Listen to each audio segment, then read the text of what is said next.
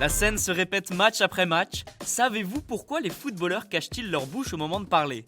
Bienvenue dans Tu veux une médaille ? Les réponses aux questions de sport que vous ne vous posez pas encore.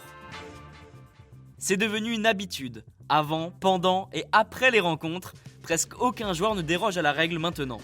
Ils se cachent tous leur bouche au moment de parler à un partenaire ou un adversaire. On est d'accord, cette pratique est loin d'être naturelle. Pour connaître l'origine de cette habitude, il faut replonger dans les bons souvenirs du football français. Dimanche 2 juillet 2000, un soir à Rotterdam, ça vous dit rien ? Allez, je vous aide un peu. C'est ce jour-là que les Bleus ont remporté le dernier Euro de leur histoire. Après le match, une drôle de scène se déroule au milieu de la pelouse. Le sélectionneur Roger Lemaire s'explique avec Didier Deschamps. Un moment qui peut paraître anodin. En réalité, le patron de l'équipe de France tente de convaincre le capitaine des Bleus de ne pas prendre sa retraite internationale. Mais ça, les gens ne l'apprennent qu'en regardant Stade 2. L'émission a fait décrypter l'échange entre les deux hommes par un spécialiste de la lecture sur les lèvres. Une première à ce moment-là. Et c'est à partir de cet événement que Didier Deschamps décide qu'il ne s'exprimera plus en public sans mettre la main devant sa bouche. Non. Depuis, la pratique s'est multipliée chez tous les joueurs de football. Cette habitude s'explique également par l'arrivée massive des caméras et des micros au bord des pelouses. Certaines émissions se consacrent même aux échanges des joueurs sur le terrain lors d'un match. Le but est de capter une phrase choc ou un dérapage.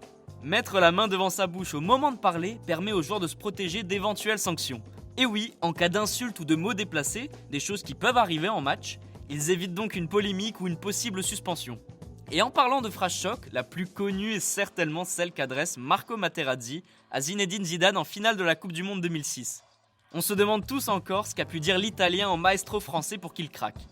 Pour ceux qui ne se souviennent pas, le capitaine des Bleus avait mis un coup de tête à son adversaire. Les médias du monde entier avaient proposé leur version des faits, sans réellement se mettre d'accord sur ce qu'a pu prononcer l'Italien. Alors oui, le football se joue avec les pieds, mais les mains prennent désormais une place importante dans ce sport.